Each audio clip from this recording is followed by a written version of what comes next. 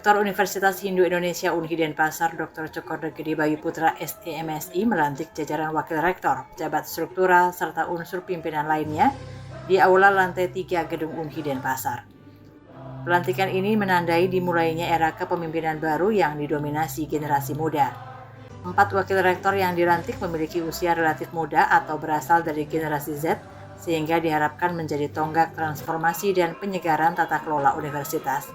Saat ini Unhi dipimpin oleh jajaran pejabat dengan rata-rata usia di bawah 40 tahun. Adapun susunan wakil rektor yang dilantik yakni wakil rektor 1 bidang akademik dipercayakan kepada Dr. Iko Manggede Santiasa STMT menggantikan Prof. Dr. Ipu Tunggal Gal SHM Hum. Wakil rektor 2 bidang keuangan dijabat Dr. Igusti Agung Paramita SAG MSI menggantikan Prof. Dr. IGD Putu Kawiana SEMM. Selanjutnya, Wakil Rektor 3 Bidang Kemahasiswaan diemban Dr. W.A. Sindu Gitananda SSM Hum menggantikan Dr. Andus Iputu Sarjana MSI.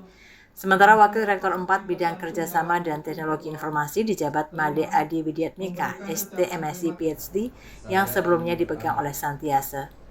Rektor Unhi Dr. Cokorda Gede Bayu Putra menyampaikan pelantikan tersebut merupakan bagian dari kewenangannya sesuai amanat statuta universitas.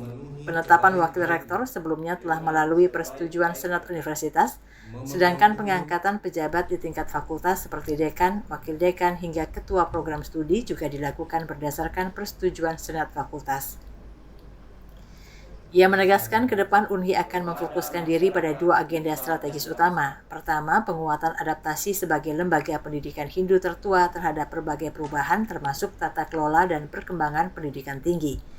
Kedua, persiapan menghadapi akreditasi institusi pada tahun 2027. Menurutnya, sejumlah dokumen perencanaan strategis juga tengah digenjot termasuk rencana strategis 5 tahunan serta penyesuaian rencana tata kelola yang sejalan dengan visi universitas sebagai pusat pengembangan ilmu pengetahuan berbasis nilai-nilai Dharma.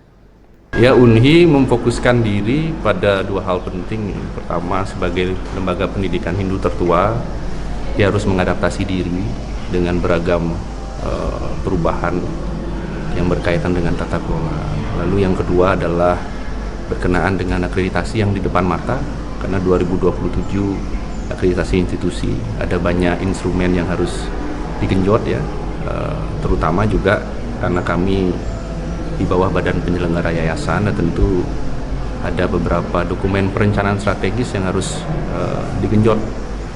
Rencana strategis 5 tahun yang kemarin belum sempat dilanjutkan. Lalu yang kedua juga rencana RKAT yang akan diadaptasi baru dengan visi misi rektor. Sebetulnya tidak banyak perubahan ya, hanya menyempurnakan apa yang telah dilanjutkan oleh para penglingsir, para pendahulu yang sebagai rektor. Ya, karena statuta kita berubah di Mei 2025. Jadi perubahan sistemis antara statuta 2017 dengan 2025 menuntut ada perubahan-perubahan terhadap posisi dan kemudian kebijakan-kebijakan yang linear dengan visi misi universitas yang sudah tertera di dalam statuta.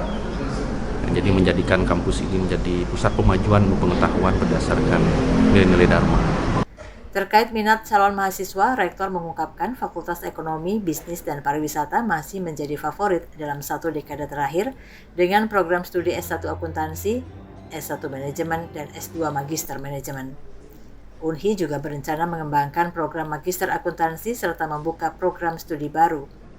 Selain itu, Fakultas Ilmu Agama, Seni, dan Budaya tetap menjadi identitas utama Unhi sebagai pusat kajian agama dan kebudayaan, termasuk pengembangan program studi hingga jenjang S2 dan S3.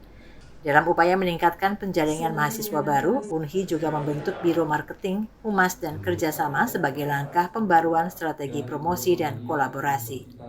Ya, tentu satu komitmen di tiang Tinaka Rektor ketika diuji pansel, kemudian juga fit proper test, diskusi debat terbuka, juga ada satu komitmen janji Titiang pada konsentrasi di bidang humas, marketing, dan kerjasama, yang kebetulan kemarin hari kita coba tinggalkan pola-pola lama dengan membentuk dan mengganti begitu cepat panitia seleksi, jadi harus ada satu biro khusus.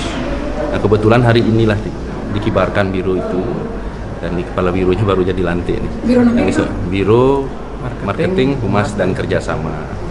Nah, jadi dalam waktu 7 hari pasca hari ini tentu ada beberapa strategi yang akan dirancang yang dikonsultasikan dengan rektor. Ya kita tunggu saja nantilah.